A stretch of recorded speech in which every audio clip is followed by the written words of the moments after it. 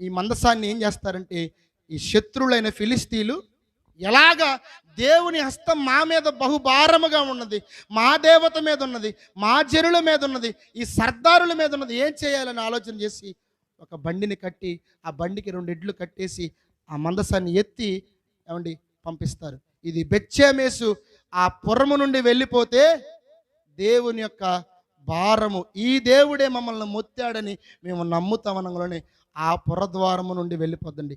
అదే సమయంలో బెత్షెమెషు వారు పొలం పనులు చేసుకుంటూ ఉంటారు. వాళ్ళు వచ్చి ఏం చేస్తారు తెలుసా అండి, వెంటనే ఆ మందసాన్ని దింపి ఆ ఎడ్లను ఏమండి వధించి దేవునికి బలిగా అర్పిస్తారు. గుడ్, చాలా బాగుంది.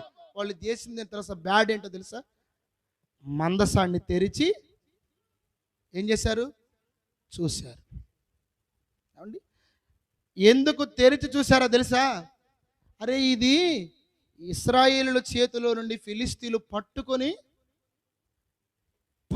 పోయిందిరా, ఇందులో ప్రభావం లేదురా, ఇందులో దేవుని శక్తి లేదురా, అసలు ఏముందిరా ఇందులో. ఏమండి, తెరిచి చూద్దామనుకున్న జనులు హతులైపోయారు. తెరిచి చూద్దామనుకున్న ప్రజలు హతులైపోయారు. ఎందుకు తెరిచి చూద్దామనుకున్నారంటే, వాళ్ళు చులకనగా భావించారు. ఇది శత్రువులు పట్టుకొని పోయినది అనుకున్నారు. ఎందుకంటే ఇకాబోద్ అని పేరు పెట్టింది కదా, ప్రభావము వెళ్ళిపోయింది, ఇందులో ఏమీ లేదు, ఉత్తి డబ్బా ఇది అనుకోనండి. ఆ ప్రజలు తెరిచి చూడంలోనే దేవుడు వారిని మొత్తితే ఎంతమంది చనిపోయారండి, 50,000 మంది చనిపోయినట్లు మనం చూడగలం. ఒకసారి చూడండి 19వ వచనం.